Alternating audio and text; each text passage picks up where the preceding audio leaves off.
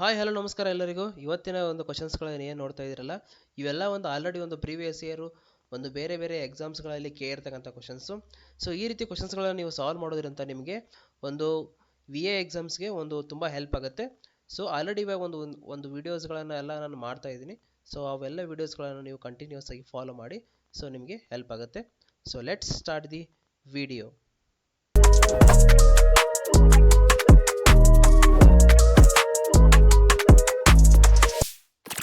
So question number 6 ಅನ್ನು ನೋಡೋಣ.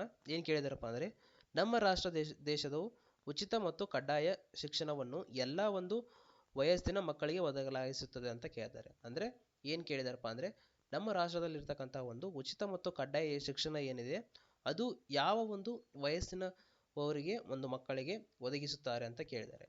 So our countries provide the free and the compulsory educations to the all the childrens in the group of the dash ಅಂತ ಕೇಳಿದ್ದಾರೆ.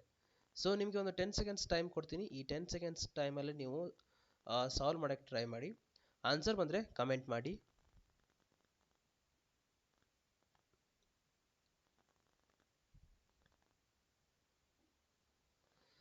So I hope ನೀವು answer ಮಾಡಿದರೆ ಅನ್ಕೋತೀನಿ.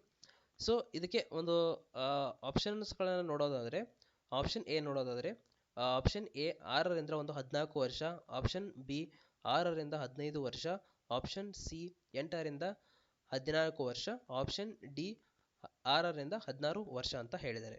So ಇದಕ್ಕೆ ಸರಿಯಾದ answer ನೋಡೋದಾದರೆ ಆಪ್ಷನ್ ಎ ಇದಕ್ಕೆ ಸರಿಯಾದ ಆನ್ಸರ್. ಸೊ ನೀವು ಇವಾಗ ಒಂದು ಪ್ರೀವಿಯಸ್ ಕ್ವಶನ್ಸ್ಗಳನ್ನು ನೋಡಿದಾಗ ಅದರದ ಒಂದು ಸರಿಯಾದ ಆನ್ಸರ್ ಬಗ್ಗೆ ನೀವು ಇನ್ನೂ ಸ್ವಲ್ಪ ಹೆಚ್ಚಿನ ಒಂದು ಡೀಟೇಲ್ಸ್ಗಳನ್ನು ಕಲೆಕ್ಟ್ ಮಾಡಿದರೆ ಬೇರೆ ಬೇರೆ ಒಂದು ಎಕ್ಸಾಮ್ಸ್ಗಳಲ್ಲಿ ಕೂಡ ಒಂದು ಹೆಲ್ಪ್ ಆಗುತ್ತೆ. ಸೊ ಭಾರತ ಸಂವಿಧಾನವು ಅನುಸೂಚಿಯಾದಂಥ ಒಂದು 21 ಎ ಒಂದು ಅಡಿಯಲ್ಲಿ 6ರಿಂದ 14 ವರ್ಷಗಳ ಮಕ್ಕಳಿಗೆ ಒಂದು ಉಚಿತ ಮತ್ತು ಕಡ್ಡಾಯ ಶಿಕ್ಷಣವನ್ನು ಮೂಲಭೂತ ಹಕ್ಕಾಗಿ ಒಂದು ನೀಡಿದೆ. ಸೊ ನಮ್ಮ ಭಾರತ ಸರ್ಕಾರ ಏನು ಮಾಡಿದೆಪ್ಪ ಅಂದರೆ, ಒಂದು ಸಂವಿಧಾನದ ಒಂದು ಅನುಸೂಚಿಯ ಒಂದು 21 ಎ ಇದೊಂದು ನೆನ್ಪಿಟ್ಕೊಳ್ಳಿ. ಸೊ ಇದೊಂದು ತುಂಬ ಇಂಪಾರ್ಟೆಂಟ್ ಆರ್ಟಿಕಲ್ ಆಗುತ್ತೆ. ಸೊ ಇದರ ಪ್ರಕಾರ ಒಂದು 6ರಿಂದ 14 ವರ್ಷದ ಏನೊಂದು ಮಕ್ಕಳು ಇರ್ತಾರಲ್ಲ ಅವರಿಗೆ ಒಂದು ಉಚಿತ ಮತ್ತು ಕಡ್ಡಾಯ ಶಿಕ್ಷಣವನ್ನು ಮೂಲಭೂತ ಹಕ್ಕುಗಳಾಗಿ ಕೊಡ್ತಾರೆ. So it's article 21 A of the Indian constitutions make the free and compulsory educations for the children aged in between the 6 to 14 as a fundamental right ಅಂತ ಹೇಳಿದ್ದಾರೆ. ಸೊ ನೀವು ನೋಡ್ಬೋದು ಅನುಸೂಚಿ ಒಂದು 21 ಏನಿದೆ ಅದು 86ನೇ ಒಂದು ಸಂವಿಧಾನ ತಿದ್ದುಪಡಿಯ ಮೂಲಕ 2002ರ ಮೂಲಕ ಏನು ಮಾಡಿದಾರಪ್ಪ ಅನ್ನೋದು ಸೇರಿಸಲಾಗಿದೆ ಅಂತ ಹೇಳಿದ್ದಾರೆ. ಸೊ ಇದು ಏನು ಒಂದು ಸಂವಿಧಾನದ ಒಂದು ಆರ್ಟಿಕಲ್ ಏನಿದೆಯಲ್ಲ, ಈ ಆರ್ಟಿಕಲ್ ಅನ್ನು ಯಾವ ಒಂದು ಸಂವಿಧಾನ ತಿದ್ದುಪಡಿಯಂತ್ರ ಮೂಲಕ ಆ್ಯಡ್ ಮಾಡಿದಾರಪ್ಪ ಅಂದರೆ 86 ಒಂದು ಸಂವಿಧಾನದ ತಿದ್ದುಪಡಿಯ ಮೂಲಕ ಇದನ್ನು ಆ್ಯಡ್ ಮಾಡಿದ್ದಾರೆ. ಸೊ ಈ ಹಕ್ಕನ್ನು ಜಾರಿಗೆ ತರಲು ಒಂದು ರೈಟ್ ಟು ಎಜುಕೇಷನ್ಸ್ ಆ್ಯಕ್ಟ್ 2009 ಅನ್ನು ಜಾರಿಗೆ ಬಂತು ಅಂತ ಹೇಳಿದ್ದಾರೆ. ಅಂದರೆ ಈ ಹಕ್ಕನ್ನು ಜಾರಿಗೆ ತರಲು ರೈಟ್ ಟು ಎಜುಕೇಷನ್ ಆ್ಯಕ್ಟ್ 2009 ಒಂದಿಗೆ ಜಾರಿಗೆ ಬಂತು. ಸೊ ನೆಕ್ಸ್ಟ್ ಕ್ವಶನ್ಸ್ ನೋಡೋಣ. ಇವಾಗ ಕ್ವಶನ್ ನಂಬರ್ 7 ಏನು ಕೊಟ್ಟಿದ್ದಾರೆ ನೋಡಿ. ಸೊ 73 ಮತ್ತು 74ನೇ ಸಂವಿಧಾನ ತಿದ್ದುಪಡಿಯ ಕಾಯ್ದೆಗಳು ಡ್ಯಾಶ್ಗೆ ಸಂಬಂಧಪಟ್ಟಿವೆ ಅಂತ ಹೇಳಿದ್ದಾರೆ. ಅಂದರೆ 73rd and the 74th constitutions amendment act is related to dash ಅಂತ ಹೇಳಿದ್ದಾರೆ. ಸೊ ಇದಕ್ಕೆ ನಿಮಗೆ ಒಂದು 10 ಸೆಕೆಂಡ್ಸನ್ನು ಟೈಮ್ ಕೊಡ್ತೀನಿ. ಇದರಲ್ಲಿ ನೀವು ಆನ್ಸರ್ ಮಾಡೋಕ್ಕೆ ಟ್ರೈ ಮಾಡಿ. ಆನ್ಸರ್ ಬಂದರೆ ಕಮೆಂಟ್ ಮಾಡಿ.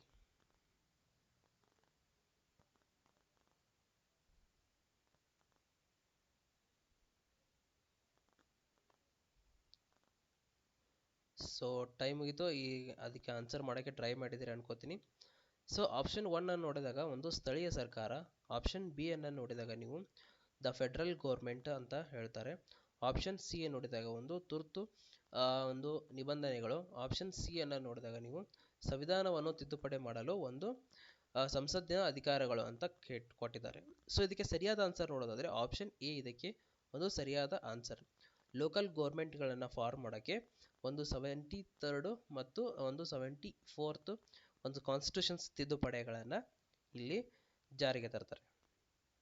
ಸೊ ಅದೇ ರೀತಿ ನೀವು ನೋಡ್ಬೋದು, ಹೆಚ್ಚಿನ ಡಿಸ್ಕ್ರಿಪ್ಷನ್ ನೋಡೋದಾದರೆ ಸೊ 73 ಮತ್ತು 74 ಏನೊಂದು ಸಂವಿಧಾನ ತಿದ್ದುಪಡಿ ಇದೆಯಲ್ಲ ಅವು ಒಂದು ಸ್ಥಳೀಯ ಸ್ವಯಂ ಆಡಳಿತ ಒಂದು ಸಂವಿಧಾನದ ಒಂದು ಸ್ಥಾನಮಾನವನ್ನು ನೀಡುತ್ತವೆ. ಅಂದರೆ ಈಗ 73 74 ಒಂದು ಕಾನ್ಸ್ಟಿಟ್ಯೂಷನ್ಸ್ ಏನಿದೆಯಲ್ಲ ಅದು ಕಾನ್ಸ್ಟಿಟ್ಯೂಷನಲ್ ಸ್ಟೇಟಸ್ ಕೊಡುತ್ತೆ. ಯಾವುದಪ್ಪ ಅಂದರೆ ಲೋಕಲ್ ಸೆಲ್ಫ್ ಗೌರ್ಮೆಂಟ್. ಸೊ ನಮ್ಮ ಹಳ್ಳಿಗಳಲ್ಲಿ ಏನು ಒಂದು ಲೋಕಲ್ ಸೆಲ್ಫ್ ಗೌರ್ಮೆಂಟ್ ಇರುತ್ತಲ್ಲ, ಅದಕ್ಕೆ ಒಂದು ಕಾನ್ಸ್ಟಿಟ್ಯೂಷನ್ ಸ್ಟೇಟಸ್ ಕೊಡೋ ಸಂಬಂಧ ಒಂದು 73 ಮತ್ತು 74ನೇ ಒಂದು ಸಂವಿಧಾನ ತಿದ್ದುಪಡಿಯನ್ನ ಏನ್ ಮಾಡ್ತಾರೆ ಅಂದ್ರೆ ಜಾರಿಗೆ ತರ್ತಾರೆ. ಸೊ ಇದು ಒಂದು ಸಂವಿಧಾನ ತಿದ್ದುಪಡಿಯನ್ನ ಎಲ್ಲಿ ಯಾವ ಒಂದು ಒಂದು ನಮ್ಮ ಸಂವಿಧಾನದಲ್ಲಿ ಇದೆಯಪ್ಪ ಅಂದ್ರೆ ಒಂದು ಭಾಗ 9ನೇ ಭಾಗದ, ಸೊ ನಮ್ದು ಕಾನ್ಸ್ಟಿಟ್ಯೂಷನ್ಸ್ ಅಲ್ಲಿ ಏನೊಂದು ಪಾರ್ಟ್ಸ್ಗಳಿದ್ದಾವಲ್ಲ, ಸೊ ಅಲ್ಲಿ ನೀವು ಒಂದು 9ನೇ ಪಾರ್ಟ್ ಅಲ್ಲಿ ಇದು ಒಂದು ರೂರಲ್ ಲೋಕಲ್ ಗೌರ್ಮೆಂಟ್ ಪಂಚಾಯತ್ ಬಗ್ಗೆ ನೀವು ನೋಡ್ಬೋದು. ಮತ್ತೆ ಯಾವ ಶೆಡ್ಯೂಲ್ ನಲ್ಲಿ ಇನ್ಕ್ಲೂಡ್ ಮಾಡಿದಾರಪ್ಪ ಅಂದ್ರೆ 11th ಶೆಡ್ಯೂಲ್. ಸೊ ಇಲ್ಲಿ ಇದೊಂದು ಪಾಯಿಂಟ್ ನೆನ್ಪಿಟ್ಕೊಳ್ರಿ, ಯಾವ ಶೆಡ್ಯೂಲ್ ಅಲ್ಲಿ ಇನ್ಕ್ಲೂಡ್ ಮಾಡಿದ್ದಾರೆ ಮತ್ತು ಯಾವ ಪಾರ್ಟ್ ಅಲ್ಲಿ ಇನ್ಕ್ಲೂಡ್ ಮಾಡಿದ್ದಾರೆ ಅಂತ. ಸೊ ಒಂದು 74ನೇ ಒಂದು ತಿದ್ದುಪಡಿ ಏನಿದೆ, ಒಂದು ಪುರಸಭೆಗಳು ಮತ್ತು ನಗರ ಒಂದು ಸ್ಥಳೀಯ ಆಡಳಿತ, ಇದು ಒಂದು ಸಂವಿಧಾನದ ಒಂದು ಭಾಗ 9 ಮತ್ತು 12ನೇ ಒಂದು ಅನುಸೂಚಿಗೆ ಸಂಬಂಧಪಟ್ಟಿದೆ ಅಂತ ಹೇಳಿದ್ದಾರೆ. ಅಂದ್ರೆ ಈ ಪರ್ಟಿಕ್ಯುಲರ್ಲಿ ಇದು ಏನು ಒಂದು 74th ಒಂದು ಕಾನ್ಸ್ಟಿಟ್ಯೂಷನ್ಸ್ ತಿದ್ದುಪಡಿ ಏನಿದೆಯಲ್ಲ, ಅದು ಎದ್ರ ಬಗ್ಗೆ ಹೇಳುತ್ತಪ್ಪ ಅಂದ್ರೆ ಮುನ್ಸಿಪಾಲಿಟೀಸ್ಗಳು ಇರ್ತಾವಲ್ಲ ಮತ್ತು ಅರ್ಬನ್ ಲೋಕಲ್ ಗೌರ್ಮೆಂಟ್ಸ್ಗಳ ಬಗ್ಗೆ ಹೇಳುತ್ತೆ. ಅದು ಯಾವ ಒಂದು ಶೆಡ್ಯೂಲ್ ನಲ್ಲಿ ಇನ್ಕ್ಲೂಡ್ ಮಾಡಿರ್ತಾರಪ್ಪ ಅಂದ್ರೆ ಒಂದು 12th ಶೆಡ್ಯೂಲ್ ನಲ್ಲಿ ಇನ್ಕ್ಲೂಡ್ ಮಾಡಿದ್ದಾರೆ. ಸೊ ನೆಕ್ಸ್ಟ್ ಕ್ವಶನ್ ನೋಡೋಣ ಇವಾಗ. ಕ್ವಶನ್ ನಂಬರ್ 8 ಅನ್ನ ನೋಡೋಣ ಇವಾಗ.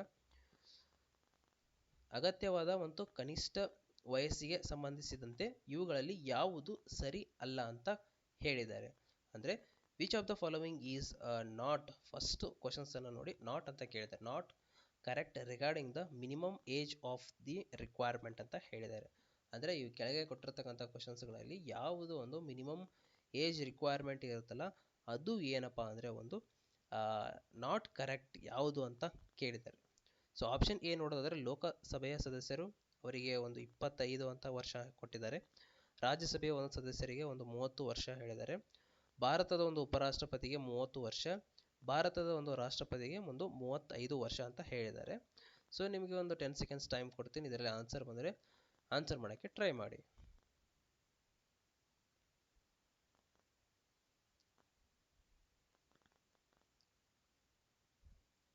ಸೊ ಐ ಹೋಪ್ ಈ ಕ್ವಶನ್ಸ್ಗೆ ನೀವು ಆನ್ಸರ್ ಮಾಡಿದ್ರಿ ಅನ್ಕೋತೀನಿ. ಸೊ ಇದಕ್ಕೆ ಸರಿಯಾದ ಆನ್ಸರ್ ನೋಡಿದರೆ ಆಪ್ಷನ್ ಸಿ ಇದಕ್ಕೆ ಸರಿಯಾದ ಆನ್ಸರ್. ಭಾರತದ ಉಪರಾಷ್ಟ್ರಪತಿ 30 ವರ್ಷ ಅಂತ ಕೊಟ್ಟಿದ್ದಾರೆ. ಸೊ ಇದು ಒಂದು ರಾಂಗ್. ಯಾಕಪ್ಪ ಅಂದ್ರೆ ಇದಕ್ಕೆ ಭಾರತದ ಉಪರಾಷ್ಟ್ರಪತಿ ಅವರಿಗೆ ಒಂದು 35 ವರ್ಷ ಬೇಕು, ಅವರಿಗೆ ಒಂದು ಮಿನಿಮಮ್ ಏಜ್ ಒಂದು ಭಾರತದ ಒಂದು ಉಪರಾಷ್ಟ್ರಪತಿ ಆಗೋಕ್ಕೆ. ಸೊ ಇಲ್ಲಿ ನೋಡೋದಾದ್ರೆ ಆಪ್ಷನ್ಸ್ಗಳನ್ನು ನಾನು ಕೊಟ್ಟಿದ್ದೀನಿ. So minimum age to become the member of the Lok Sabha member ಆಗಕ್ಕೆ ಎಷ್ಟು ಬೇಕಂದ್ರೆ 25 ವರ್ಷ. ಸೊ ಇವುಗಳನ್ನೆಲ್ಲ ನೆನಪಿಟ್ಕೊಳ್ಳಿ, ಸೊ ನಿಮಗೆ ಹೆಲ್ಪ್ ಆಗುತ್ತೆ. ರಾಜ್ಯಸಭಾ ಮೆಂಬರ್ ಆಗಕ್ಕೆ ಎಷ್ಟು ಬೇಕು, 30 ವರ್ಷ. ಅದೇ ರೀತಿ ನೋಡ್ಬೋದು ಮಿನಿಮಮ್ ಏಜ್ ಫಾರ್ ದಿ ಪ್ರೆಸಿಡೆಂಟಿಗೆ ಅವರಿಗೆ ಎಷ್ಟು ಬೇಕಪ್ಪ ಅಂದರೆ 35 ವರ್ಷ ಬೇಕು. ಅದೇ ರೀತಿ ಒಂದು ವೈಸ್ ಪ್ರೆಸಿಡೆಂಟ್ಗೂ ಕೂಡ ಎಷ್ಟು ಬೇಕಪ್ಪ ಅಂದರೆ 35 ವರ್ಷ. ಸೊ ಪ್ರೆಸಿಡೆಂಟು ಮತ್ತು ವೈಸ್ ಪ್ರೆಸಿಡೆಂಟಿಗೆ ಇಬ್ಬರಿಗೂ ಎಷ್ಟು ಬೇಕು, 35 ವರ್ಷ ಬೇಕು. ರಾಜ್ಯಸಭಾ ಒಂದು ಮೆಂಬರ್ ಆಗ್ಬೇಕಂದ್ರೆ ಎಷ್ಟು ಬೇಕು, 30 ವರ್ಷ ಬೇಕು. ಅದೇ ರೀತಿ ಲೋಕಸಭಾ ಮೆಂಬರ್ ಆಗಬೇಕಂದ್ರೆ ಎಷ್ಟು ಬೇಕು, ಒಂದು 25 ವರ್ಷ ಬೇಕು. ಸೊ ನೆಕ್ಸ್ಟ್ ಕ್ವಶನ್ಸ್ ಡಿಸ್ಕಸ್ ಮಾಡೋಣ ಇವತ್ತು. Question number 9. ಸೊ ಏನು ಕೊಟ್ಟಿದ್ದಾರೆ ಅಂದರೆ ಮಿನ್ಮಾಟ್ ಎಂಬ ಒಂದು ರೋಗವು ಯಾವ ಒಂದು ಲೋಹದಿಂದ ಉಂಟಾಗುತ್ತದೆ ಅಂತ ಕೇಳಿದ್ದಾರೆ. So Minamata disease is a caused by the which metal ಅಂತ ಹೇಳಿದ್ದಾರೆ. So option A lead, option B nickel, option C mercury, option D so fluorine ಅಂತ ಕೊಟ್ಟಿದ್ದಾರೆ. ಸೊ ನಿಮಗೆ ಒಂದು 10 seconds ಟೈಮ್ ಕೊಡ್ತೀನಿ, ಇದರಲ್ಲಿ ಆನ್ಸರ್ ಮಾಡೋಕ್ಕೆ ಟ್ರೈ ಮಾಡಿ.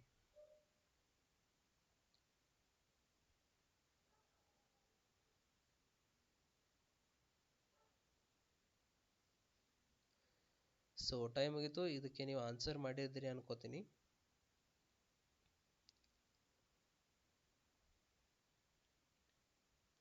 ಸೊ ಇದಕ್ಕೆ ಸರಿಯಾದ ಆನ್ಸರ್ ನೋಡೋದಾದ್ರೆ ಆಪ್ಷನ್ ಸಿ ಇದಕ್ಕೆ ಸರಿಯಾದ ಆನ್ಸರ್, ಪಾದರಸ.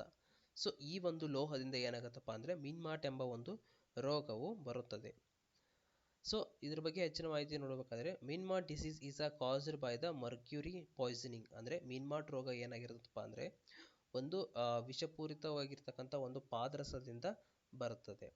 ಅದೇ ರೀತಿ ನೀವು ಇದು ನೋಡ್ಬೋದು, disease become the famous due to the mercury pollution in the Minamata by the Japan. So ಜಪಾನ್ನಲ್ಲಿ ಒಂದು ಮಿನ್ಮಾಟ್ನಲ್ಲಿ ಇರ್ತಕ್ಕಂತಹ ಒಂದು ಕೊಳ್ಳಿಯಲ್ಲಿ ಒಂದು ಪಾದರಸವು ಮಾಲಿನ್ಯದಿಂದ ಈ ರೋಗವು ಪ್ರಸಿದ್ಧವಾಗಿದೆ. ಅಂದರೆ ಜಪಾನ್ ಅಂದ್ರೆ ಇದು ಏನಪ್ಪಾ ಅಂದ್ರೆ ಈ ರೋಗ ಒಂದು ಪ್ರಸಿದ್ಧ ಹೊಂದೈತಿ. So mercury can be severely affected by through the nervous systems. ಅಂದರೆ ನಮ್ದು ನರ್ವಸ್ ಸಿಸ್ಟಮ್ ಇದೆ, ಅಂದರೆ ಪಾದರಸವು ಒಂದು ಆ ನರಮಂಡಲದ ಮೇಲೆ ಒಂದು ಗಂಭೀರವಾದ ಪರಿಣಾಮವನ್ನು ಬೀರ್ತೈತಿ ಅಂತ ಹೇಳ್ತಾರೆ. ಸೊ ನೆಕ್ಸ್ಟ್ ಕ್ವಶನ್ ಡಿಸ್ಕಸ್ ಮಾಡೋಣ ಇವಾಗ.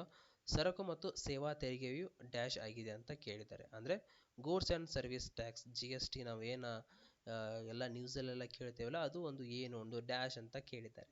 ಸೊ ಆಪ್ಷನ್ ಎ ನೇರ ತೆರಿಗೆ, ಆಪ್ಷನ್ ಬಿ ಪರೋಕ್ಷ ತೆರಿಗೆ, ಆಪ್ಷನ್ ಸಿ ಆಧಾರಿತ ಒಂದು ತೆರಿಗೆ, ಆಪ್ಷನ್ ಡಿ ಇವ್ಯಾವುದು ಅಲ್ಲ ಅಂತ ಕೊಟ್ಟಿದ್ದಾರೆ.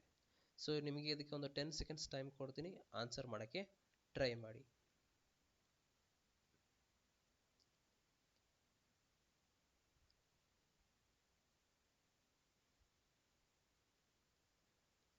ಸೊ ಐ ಹೋಪ್ ನೀವು ಆನ್ಸರ್ ಮಾಡಿದ್ದೀರಿ ಅನ್ಕೋತೀನಿ.